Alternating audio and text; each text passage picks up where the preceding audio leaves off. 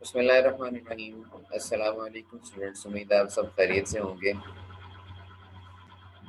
Organisational behaviour का हमारा chapter number 2 हम डिस्कस कर रहे थे। उसमें हमने थेरीज को स्टार्ट किया था और जो थेरीज ऑफ लर्निंग में पहली थेरी थी क्लासिकल कंडीशनिंग।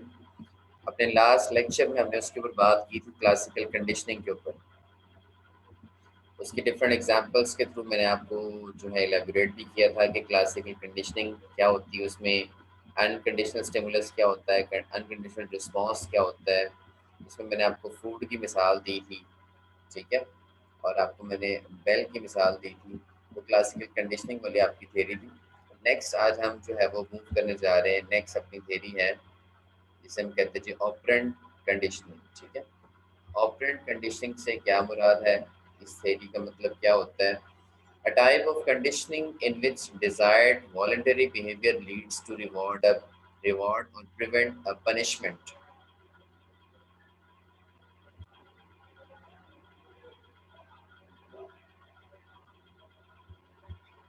एक ऐसा आपका डिजायर्ड वॉलंटरी बिहेवियर है, ठीक है, जो कि आपको रिवॉर्ड की तरफ भी लेके जा सकता है और पनिशमेंट से प्रिवेंट भी कर सकता है, ठीक है। मतलब इदारे के अंदर रहते हुए आप जो है खुद ही रज़ाकाराना तौर पे अपना इस तरह का बिहेवियर शो कर रहे हैं, ठीक है, जो कि आपको जो मालिक है या जो ऑनर है उससे रिवॉर्ड भी दिला सकता है और पनिशमेंट भी दिला सकता है। फॉर एग्जांपल, आप जो है अर्ली मॉर्निंग मतलब आ जाते हैं, कभी लेट नहीं होते, ठीक है, और अपना काम जो है टाइमली करके दे देते हैं। तो इस तरह से इफेक्टिवली एफिशिएंसी के साथ काम करने की वजह से आपको रिवॉर्ड मिल सकता है। और अगर आप जो है वो काम टाइमली नहीं करेंगे, अर्ली मॉर्निंग नहीं आएंगे, आप डिसिप्लिन को फॉलो नहीं करेंगे, एब्सेंटिज्म ज़्यादा होगी आपकी जो है वो, और आपकी हॉलीडेज ज़्यादा होंगी आपकी, ठीक है, आप बगैर बताए छुट्टी करेंगे, तो इस तरह की जो चीज़ें हैं वो आपको जो है वो पनिशमेंट की तरफ लेकर जाती हैं। लेकिन ऑपरेंट कंडीशनिंग में क्या है, ये एक ऐसा बिहेवियर है जो कि आपको रिवॉर्ड की तरफ लेकर जाता है और आपको पनिशमेंट से प्रिवेंट करता है, यानी कि पनिशमेंट से बचाता है। ठीक होगी बात? इसमें आपको मतलब रिफ्लेक्सिव अनलर्न्ड बिहेवियर है और कंडीशन लर्न्ड बिहेवियर है, ठीक है। इन दोनों की हम बात कर लेते हैं। ये बेसिकली दो तरह के बिहेवियर हो सकते हैं आपके, ठीक है। या तो आपने बिहेवियर को लर्न किया हुआ पहले से, ठीक है, या बिहेवियर अनलर्न्ड है, ठीक है। तो अनलर्न्ड बिहेवियर जो है वो मतलब आपने उसको सीखा नहीं होता, ठीक है। फॉर एग्जांपल, एक छोटा बच्चा है, ठीक है, अब जो फ़िल्टर पीता है उसको किसी ने सिखाया नहीं, ठीक है, तो उसको पता है कि इसको कैसे पीना है, उसकी इतनी समझ नहीं है, तो वो एक अनलर्न्ड बिहेवियर है उसका, ठीक है। तो एक लर्न चीज़ मतलब एक चीज़ सिखाई जाती है वो बिहेवियर होता है, और एक चीज़ जो है ऑटोमेटिकली इंसान में होती है कुदरत की तरफ से। जैसे कि अब चींटी है, ठीक है, अब उसके उसको बचपन में जब पैदा हो गई है, ठीक है, चींटियाँ कितार बना के चल रही हैं, तो कितार बनाना चींटियों को किसने सिखा दिया, ठीक है। अब ये पैदा होते हैं तो उनको नहीं पता लग गया इस चीज़ का, क्योंकि अब कितार बना के ग्रोह में चल रही होती हैं, ठीक है। ना वो उनकी आंखें हैं, ना वो इतना देख सकती हैं, ना सूंघ सकती हैं, ठीक है, लेकिन फिर भी कितार बना के चल रही होती हैं। अनलर्न बिहेवियर हो, ठीक है। तो इस तरह के बिहेवियर जो कि आपने सीखे ना हो, खुद से आप परफॉर्म कर रहे हो, वो अनलर्न बिहेवियर है। और कंडीशन बिहेवियर जो कि आपने लर्न किए हो पहले, ठीक है, खास कंडीशंस में आप अप्लाई करें, वो आपके लर्न बिहेवियर होते हैं, ठीक है। उसके बाद एक कॉन्सेप्ट होता है आपका री इन्फोर्समेंट का। रीइंफोर्समेंट बेसिकली आपको जो है वो एक ख़ास किस्म के बिहेवियर को अचीव करने के लिए अदारा जो है वो अपने एम्प्लॉइज़ को, ख़ास किस्म के एम्प्लॉइज़ को जो है वो इंसेंटिव्स देता है, वो गिफ्ट वगैरह देता है, ठीक है, हॉलीडेज़ की फॉर्म में, और बोनसेस वगैरह देता है, तो इसको हम रीइंफोर्समेंट कहते हैं, ठीक है। तो ये बेसिकली आगे हम चल के इसको मज़ीद डिस्कस भी करेंगे। फ़िलहाल अभी तक यहाँ पे ऑपरेंट कंडीशनिंग हम डिस्कस कर रहे हैं। ये बेसिकली ऐसा रज़ाकाराना बिहेवियर होता है जो कि आपको रिवॉर्ड की तरफ लेकर जाता है और पनिशमेंट से आपको बचाता है, ठीक है। ये बिहेवियर आपका लर्न्ड भी हो सकता है और ये बिहेवियर आपका अनलर्न्ड भी हो सकता है।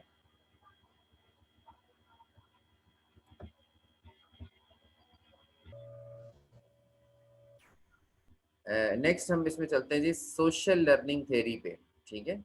सोशल लर्निंग थ्योरी, आपको पता है कि जो इंसान है वो लर्निंग किस तरीके से करता है, बेसिकली डायरेक्ट ऑब्जर्वेशन करके या एक्सपीरियंस के थ्रू जो है वो लर्निंग होती है, ठीक है। लर्निंग की डेफिनेशन बेसिकली क्या होता है आपको मैंने बताई थी कि learning basically a permanent any permanent change in the behaviour as a result of experience. Experience के साथ आपके बिहेवियर में जो परमानेंट चेंज आ जाती है उसको आप लर्निंग कहते हैं, ठीक है। तो people can learn through observations, आप लोगों को देखते हुए ऑब्जर्वेशन करते हुए जो है आप लर्न कर सकते हैं। एंड डायरेक्ट एक्सपीरियंस, आपका खुद का कोई एक्सपीरियंस आपके साथ खुद जो है वो कोई ऐसा मौका आपने देखा या ऐसी अपॉर्चुनिटी आपके सामने आई या कोई हैपनिंग हो गई इस तरह की, कोई हादसा हो गया तो आपने खुद डायरेक्टली एक्सपीरियंस कर लिया, तो ये दो तरीकों से आप जो है वो लर्निंग कर सकते हैं, ठीक है। डायरेक्ट ऑब्जर्वेशन के जरिए से और एक्सपीरियंस के थ्रू, इसको हम सोशल लर्निंग थ्योरी कहते हैं। इसमें बेसिकली हमारे पास 4 की कॉन्सेप्ट आते हैं। सबसे पहले आता है हमारे पास अटेंशनल प्रोसेस, ठीक है। अटेंशनल प्रोसेस से मुराद क्या होता है कि आप अटेंशन दे रहे हैं दूसरे लोगों पर, ठीक है। यानी कि आप ऑब्जर्वेशंस कर रहे हैं, आप दूसरे लोगों को देख रहे हैं, ठीक है। वहाँ से आप जो है अटेंशन वहाँ पर डिलीवर करके वहाँ से कुछ लर्न करने की कोशिश कर रहे हैं, ठीक है। यानी कि मॉडल आपके सामने है, इदारे ने मॉडल आपके सामने रखा हुआ, आप उस मॉडल के ऊपर तवज्जो दे रहे हैं, उस मॉडल को तवज्जो दे के उसको समझने की आप कोशिश कर रहे हैं, ऑब्जर्व कर रहे हैं, ठीक है। वहाँ से लर्निंग करेंगे, अटेंशनल प्रोसेस सबसे पहला। उसके बाद अब मॉडल नहीं है आपके सामने अब अदारे में तो प्रॉब्लम्स वक्त के साथ साथ आती रहती हैं, लेकिन इदारा बार बार तो नहीं आपको मतलब मॉडल आपके सामने रखेगा कि इस मॉडल को देखो और यहाँ से देखो प्रॉब्लम्स को सॉल्व कैसे करना है, ठीक है। तो एक टाइम है कि मॉडल आपके सामने, आपने उसको उस पर अटेंशन दी और वहाँ से ऑब्जर्वेशन करके देखा कि फ्यूचर में अगर ऐसी कोई प्रॉब्लम आती तो हमने उसको किस तरह सॉल्व करना, ठीक है। पर एक दफ़ा आपके सामने मॉडल आया, आपने ऑब्जर्व कर लिया।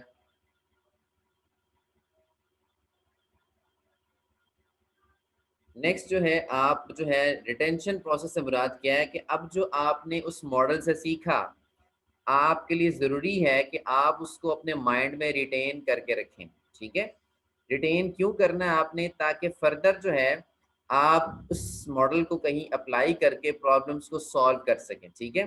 तो सेकंड इसमें जो है वो कॉन्सेप्ट रिटेंशन प्रोसेस का है कि जो आपने ऑब्जर्व किया, अटेंशन दे के जो मॉडल से ऑब्जर्व किया, जो देखा, लोगों को करते हुए देखा, उसमें से आपने रिटेन कितना किया अपने माइंड में, रिटेंशन कितनी है आपके माइंड में, ठीक है। याद कितना, रिमेंबर कितना रखा आपने, ठीक है।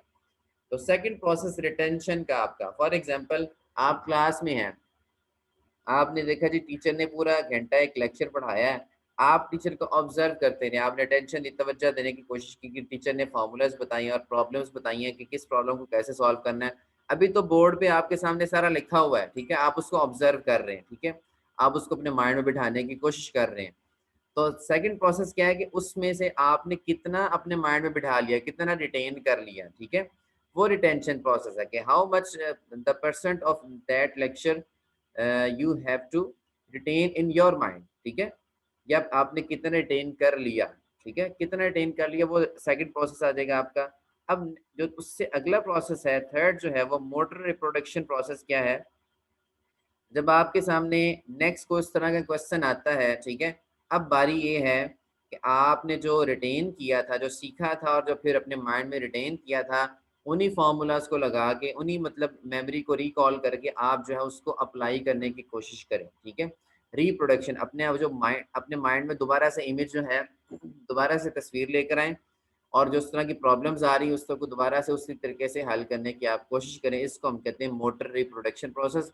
यानी कि आपने जो है उसको अपने माइंड में रिप्रोड्यूस किया, ठीक है, उसकी तस्वीर दोबारा लेकर के आए और उसको आपने सॉल्व करने की कोशिश की है, ठीक है। तो ये बेसिकली 3 कॉन्सेप्ट है। सबसे पहले आपने ऑब्जर्व किया, जैसे टीचर की हमने मिसाल, टीचर बोर्ड पर समझा रहा है, आपने ऑब्जर्व किया, उसके बाद आपने जो है बोर्ड से सब कुछ मिट गया, अब आपने कुछ परसेंटेज जो है अपने माइंड में रिटेन कर ली, ठीक है।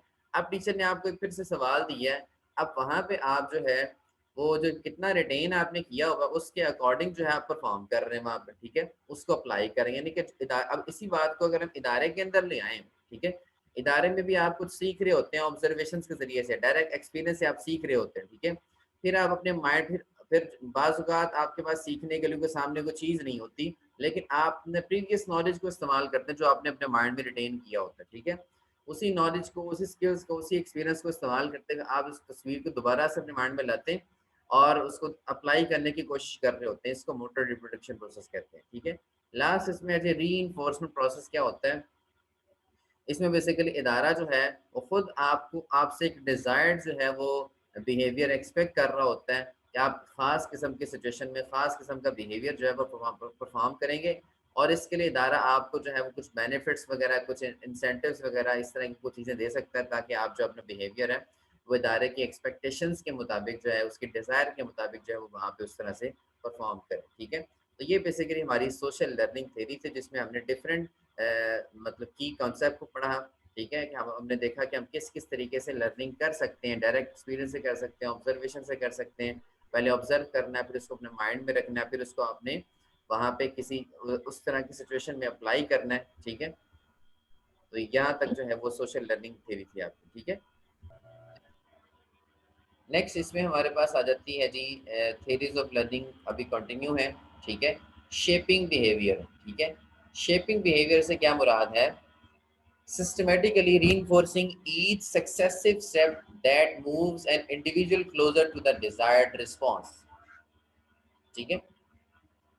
अब यहाँ पे मैं आपको एक छोटी सी मिसाल दूंगा कि इदारा फॉर एग्जांपल ये चाहता है कि बंदा जो है ना छुट्टियां कम करे, ठीक है, एब्सेंटीज्म उसकी कम हो जाए, ठीक है। अब इदारे ने क्या किया कि इदारे ने कह दिया कि अगर आप छुट्टी नहीं ना करेंगे, ठीक है, तो आपको जो है आप बेनिफिट मिलेगा एक छुट्टी, जो अगर महीने में कोई बंदा छुट्टी नहीं ना करता, ठीक है, तो उसको एक दिन की सैलरी एक्स्ट्रा दी जाएगी, ठीक है। बात समझ आ रही है, अगर महीने में कोई बंदा भी छुट्टी नहीं करता तो उसको एक दिन की सैलरी जो है वो एक्स्ट्रा दी जाएगी, ठीक है। तो ये बेसिकली क्या है कि ये आप जो है डिजायर्ड रिस्पॉन्स क्या था, डिजायर्ड रिस्पॉन्स ये था इदारे की तरफ से, इदारा चाह क्या रहा था, इदारा ये चाह रहा था कि बंदा पूरे महीने में छुट्टी ना करे, ठीक है, जो मतलब हॉलीडे रिक्वेस्टेड है वो तो हो, अदर देन छुट्टी ना करे, वो एक्स्ट्रा कोई छुट्टी ना करे, ठीक है। डिजायर्ड रिस्पॉन्स ये था कि छुट्टी नहीं होनी चाहिए। अब उसके लिए इदारे ने क्या किया, उस रिस्पॉन्स के क्लोजर लाने के लिए, उसको करीब लाने के लिए एम्प्लॉय को क्या कहा कि अगर आप पूरे महीने में कोई छुट्टी नहीं करते तो आपको एक दिन की सैलरी एक्स्ट्रा दी जाएगी, ठीक है, ताकि वो काम जो है वो इफेक्टिवली एफिशिएंटली परफॉर्म होता रहे।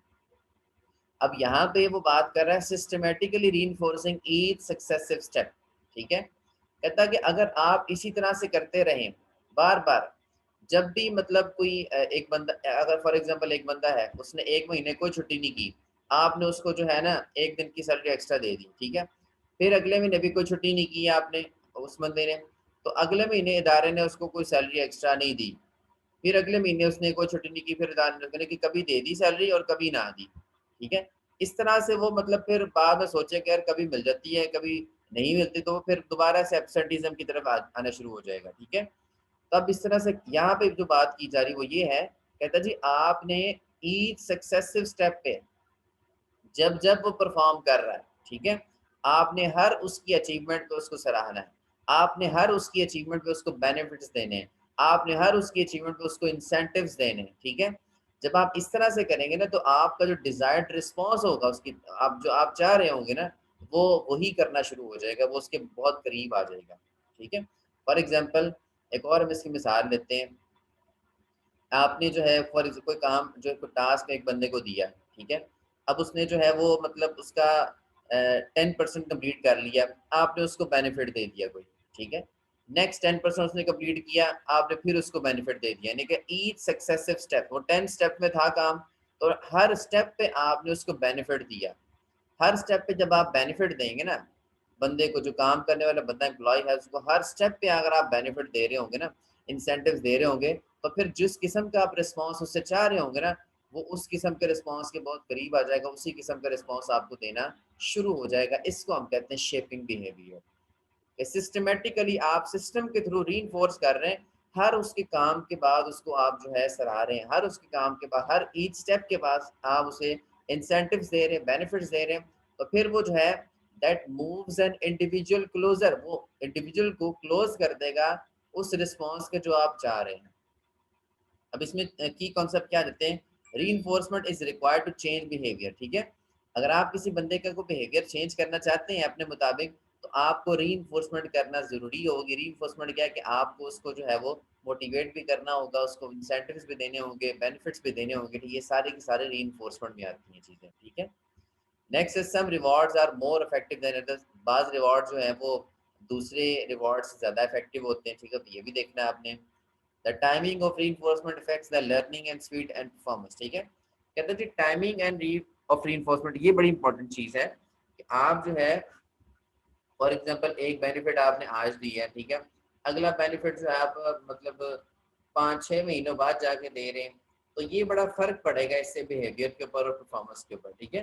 तो अगर आप टाइम ड्यूरेशन थोड़ी करेंगे, हर स्टेप के बाद जो है आप उसको बेनिफिट्स देंगे, इंसेंटिव्स देंगे, तो ज़्यादा जल्दी से वो काम भी होगा, लर्निंग भी होगी और परफॉर्मेंस भी होगी, ठीक है। तो टाइम ड्यूरेशन बहुत मैटर कर रही होती है बेनिफिट, एक बेनिफिट से दूसरे बेनिफिट की।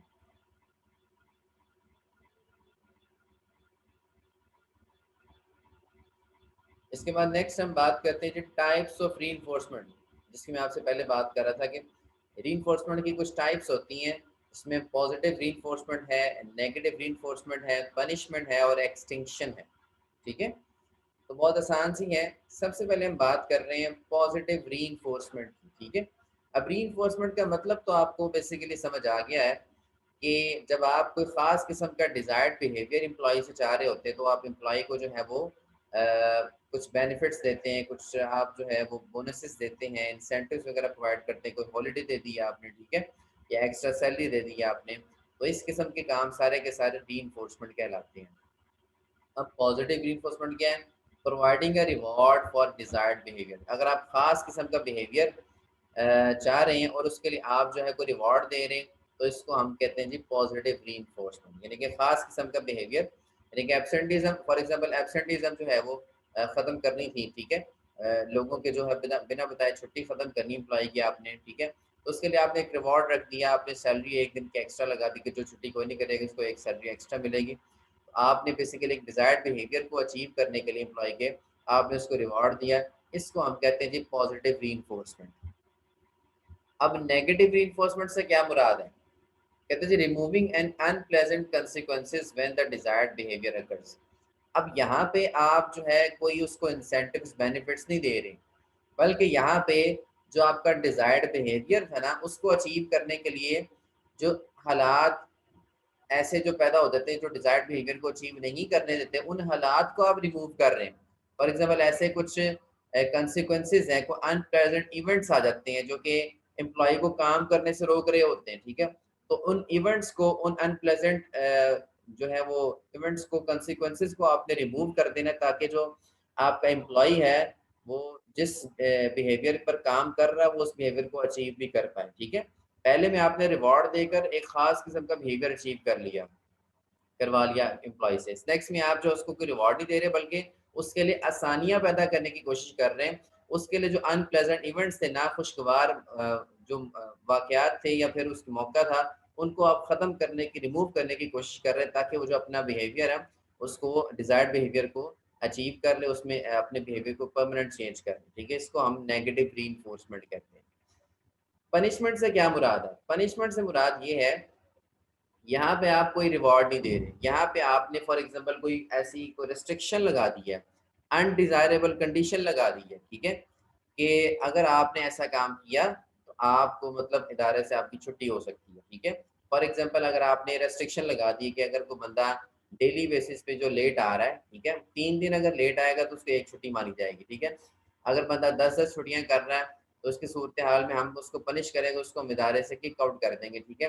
तो ये इस तरह की अनडिज़ायरेबल कंडीशंस जो हैं, उनको हम पनिशमेंट कहते हैं, जो कि वो अनडिज़ायरेबल बिहेवियर को एलिमिनेट कर रही है। मतलब एक बंदा अगर जो है डेली बेसिस पे लेट आ रहा है, जब 3 दिन बाद उसकी एक सैलरी कट जाएगी, एक छुट्टी, तसव्वुर अदारों में यही होता है बेसिकली, अगर जो 3 दिन जो बंदा लेट आए ना, उसकी 1 दिन की सैलरी काट ली जाती है, ठीक है? अब जब एक दफ़ा उसकी इस तरह की सैलरी कटेगी, नेक्स्ट टाइम वो खुद ही सीधा हो जाएगा, खुद ही वो टाइम पे आना शुरू हो जाएगा। तो पनिशमेंट बेसिकली क्या है कि आपने ऐसी अनडिज़ायरेबल कंडीशंस लगा देनी है, ताकि आपका जो अनडिज़ायरेबल बिहेवियर है ना, जो उसका बार-बार लेट आने वाला बिहेवियर था, अनडिज़ायरेबल था ना, उसको एलिमिनेट करने के लिए आपने जो है फाइन वगैरह रख दिया, या आपने जो है सैलरी में जो है वो कटौती करनी शुरू कर दी। इसको ऐसी जो अनडिज़ायरेबल कंडीशंस हैं, इसको हम क्या कहते हैं जी, ये पनिशमेंट कहलाती है। उसके बाद लास्ट इसमें है एक्सटेंशन। एक्सटेंशन में क्या होता है, जब withholding reinforcement of a behaviour to cause its cessation, ठीक है। इसमें बेसिकली क्या होता है कि आप रिवॉर्ड नहीं प्रोवाइड कर रहे, ना ही आप जो है ना खुशगवार वाक़यात को वहाँ से रिमूव कर रहे हैं, ना ही आपको जो है वो अनडिज़ायरेबल कंडीशन यानी कि पनिशमेंट को दे रहे हैं। इसमें बेसिकली ये होता है कि एम्प्लॉय फॉर एग्जांपल एम्प्लॉय जो है वो काम कर रहा है, ठीक है, अच्छे तरीके से काम कर रहा है, परफॉर्मेंस बहुत अच्छी दे रहा है, लेकिन वो कुछ अरसे से ये फील कर रहा है कि आप जो है उसकी सर्विसेज को रिकग्नाइज नहीं कर रहे, आप उसको इनकरेज नहीं कर रहे, आप उसके उसने वो बड़े अरसे से गुड वर्क परफॉर्म कर रहा है, लेकिन आप उसकी गुड वर्क की बेस पे उसको कोई जो है वो उसकी सर्विस को एक्नॉलेज नहीं कर रहे, उसको कोई इंसेंटिव्स नहीं दे रहे, बेनिफिट्स नहीं दे रहे। तो एट द एंड क्या होगा कि जब वो देखेगा कि यार मैं इतनी मेहनत कर रहा हूँ, मैं इतना टाइम इदारे के लिए स्पेंड कर रहा हूँ, इदारा उसके बावजूद भी मेरी सर्विस को एक्नॉलेज नहीं कर रहा, मेरी इंक्रीमेंट नहीं लग रही, मुझे बोनस नहीं मिल रहा, मुझे बेनिफिट्स नहीं मिल रहे, मुझे इंसेंटिव्स नहीं मिल रहे, ठीक है। तो उस सूरत हाल में वो क्या करेगा, वो जो डिज़ायरेबल बिहेवियर होगा ना उसमें डिक्रीज आनी शुरू हो जाएगी, ठीक है।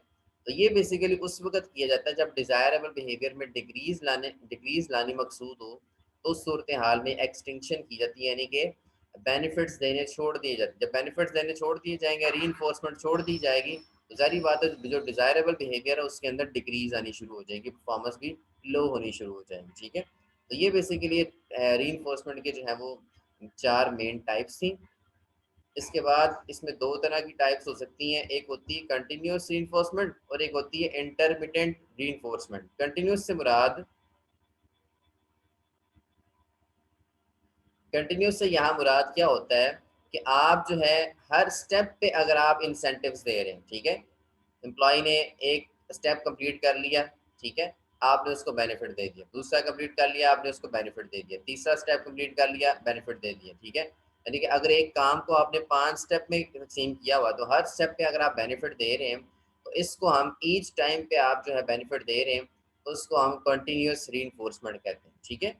और इंटरमीडिएट रीइंफोर्समेंट से क्या मुराद है, desired behavior is reinforced often enough to make the behavior worth repeating but not every time it is demonstrated। इसका मतलब क्या है कि आप जो है बार बार हर लेवल पे उसको जो है वो इंसेंटिव्स बेनिफिट्स वगैरह नहीं प्रोवाइड कर रहे, बस एक ख़ास मौके पे जब आपको डिज़ायर्ड बिहेवियर मतलब रिक्वायर हो उस वक्त आपने उसको जो है वो इंसेंटिव्स वगैरह दे दिए, जब उसका डिज़ायर्ड बिहेवियर आपको नहीं चाहिए था उस वक्त आपने उसको इंसेंटिव्स बेनिफिट्स नहीं दिए, ठीक है।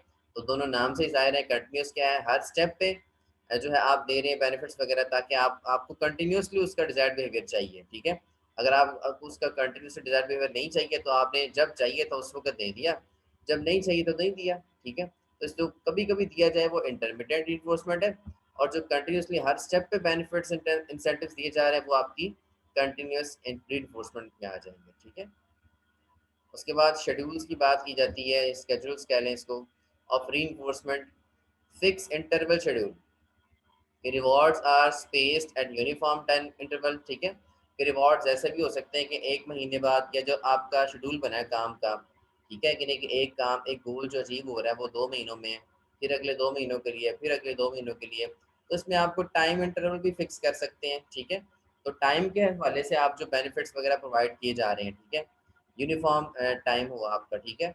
साल में अगर दो सीजनल प्रोडक्शन हो रही है तो 2 दफ़ा जो है आपकी परफॉर्मेंस एनालाइज की जा रही है, एक दफ़ा विंटर में एक दफ़ा समर में, तो 2 दफ़ा आप जो है वो मतलब उसमें अगर री कर रहे हैं बेनिफिट्स दे रहे हैं, तो इसको हम कहते हैं कि ये जो फिक्स इंटरवल शेड्यूल, ठीक है, ये साल में 2 दफ़ा परफॉर्मेंस देखी जाएगी और उसके मुताबिक जो है वो री की जाएगी, ताकि आगे भी जो है इसी तरह का बिहेवियर अदारे को मिले उनसे, एम्प्लॉज से। और एक होता है वेरिएबल इंटरवल शेड्यूल, क्या होता है, rewards are initiated after a fix or a constant number of response, ठीक है। बाज़ वक़्त इस तरह से होता है कि आप जो है उसमें यूनिफ़ॉर्म टाइम नहीं होता, फ़िक्स टाइम नहीं होता आपका, ठीक है। कभी भी किसी भी वक़्त आप जो है वो कोई ख़ास किस्म का रिस्पॉन्स अचीव करने के लिए, ठीक है, एक कांस्टेंट नंबर ऑफ़ रिस्पॉन्सेज़ जो हैं उनको देखते हुए आप जो है वो मतलब रीइंफोर्समेंट कर देते हैं। यानी कि इसमें कोई आपका जो है वो इंटरवल फ़िक्स नहीं होता, ठीक है। आप मतलब चाह रहे होते हैं कि इतने रिस्पॉन्स आ जाएँगे, ठीक है, इतना काम हमें आ जाएगा तो फिर हम इनको जो है रीइंफोर्स करेंगे, फिर हम बेनिफिट्स देंगे। इसमें टाइम का आप ख़्याल नहीं रख रहे होते, किसी भी टाइम आप जो है वो किसी को उसकी तनख्वाह बढ़ा सकते हैं, उसको बोनस दे सकते हैं, उसको हॉलिडे दे सकते हैं, ठीक है। तो इसमें वक़्त का जब हम ना शुमार करें तो फिर वो वेरिएबल इंटरवल शेड्यूल हो जाएगा आपका, ठीक है। फिर वो यूनिफ़ॉर्म नहीं रहेगा आपका। उसके बाद लास्ट में हम बात करते हैं जी बिहेवियर मॉडिफ़िकेशन की, ठीक है। ठीक है, इसमें the application of reinforcement concept to individuals in the work setting, ठीक है। ये जो हम बार-बार रीइंफोर्समेंट की बात कर रहे हैं, आया इस रीइंफोर्समेंट का क्या असर पड़ता है आपके इदारे के ऊपर, ठीक है। इसमें बताया हुआ उसने the first step problem solving method, problem solve करने के लिए आप इसका इस्तेमाल कर रहे होते हैं। आइडेंटिफाई द क्रिटिकल बिहेवियर्स, ठीक है। अब सबसे पहले आप अपने एम्प्लॉयज़ के बिहेवियर्स को स्टडी करेंगे, बिहेवियर्स हैं किस तरह के, ठीक है। डेवलप अ बेसलाइन डाटा, आप एक बेसलाइन बनाएंगे कि बिहेवियर्स यहाँ तक तो एक्सेप्टेबल है, लेकिन इससे आगे जो है अगर बिहेवियर्स कोई किसी का है तो वो एक्सेप्टेबल नहीं है। आप एक बेसलाइन बना देते हैं तो भाई इस लाइन से मतलब एक थ्रेशोल्ड आपने बना दिया कि यहाँ तक तो हम इनको बर्दाश्त करेंगे, लेकिन इससे आगे अगर ये वायलेशन करेंगे ना तो इससे आगे हम इनको बर्दाश्त नहीं करेंगे, ठीक है। मतलब फॉर एग्जांपल स्टूडेंट्स कॉलेज आ रहे हैं तो अगर किसी ने को कार्ड नहीं लगाया तो उसको तो किसी हद तक माफ किया जा सकता है, लेकिन अगर को शलवार कमीज पहन के आ गया या पैंट शर्ट यूनिफॉर्म ही पहन के नहीं आ रहा तो उसको किस सूरत बर्दाश्त नहीं किया जाएगा। इसी तरह इदारे के अंदर बेस लाइन आप बना लेते हैं, ठीक है, एक थ्रेशोल्ड बना लेते हैं। उसके बाद आइडेंटिफाई द बिहेवियरल कॉन्सिक्वेंसेस, देखा जाता है कि जो उनके बिहेवियर्स हैं उनके नतायज क्या नहीं कर रहे हैं, ठीक है। डेवलप एंड अप्लाई इंटरवेंशन, फिर आप इंटरवीन करते हैं, उसमें मुदाखलत करते हैं किस तरह से जो उनके बिहेवियर्स के रिजल्ट्स को बेहतर किया जा सके, ठीक है। फिर आप उनको रीइंफोर्समेंट करते हैं, इंसेंटिव्स देते हैं, बेनिफिट्स देते हैं, होल्डर्स देते हैं, ठीक है, ताकि उनके बिहेवियर्स को के रिजल्ट्स को बेहतर किया जा सके, बिहेवियर्स को बेहतर किया जा सके। उसके बाद इवैल्यूएट द परफॉर्मेंस इंप्रूवमेंट, आपने रीइंफोर्समेंट देने के बाद फिर आप परफॉर्मेंस देख रहे हैं कि आया कि हमारे रीइंफोर्समेंट करने के बाद को फायदा भी हुआ है या नहीं हुआ, ठीक है। तो लास्ट में इसमें इसको आप देख सकते हैं। इस टॉपिक में अगर कोई मसला है तो आप लोग यहाँ पे डिस्कशन कर सकते हैं। Thank you very much. Well पे वर्सेस सिक पे है, एम्प्लॉय डिसिप्लिन को देखना है, ट्रेनिंग्स करवानी है, उनकी सेल्फ मैनेजमेंट करनी है आपने, ठीक है। ये इसके आगे एप्लीकेशन है, ठीक है। इनके रिजल्ट्स इसी तरह से आपको मिलेंगे।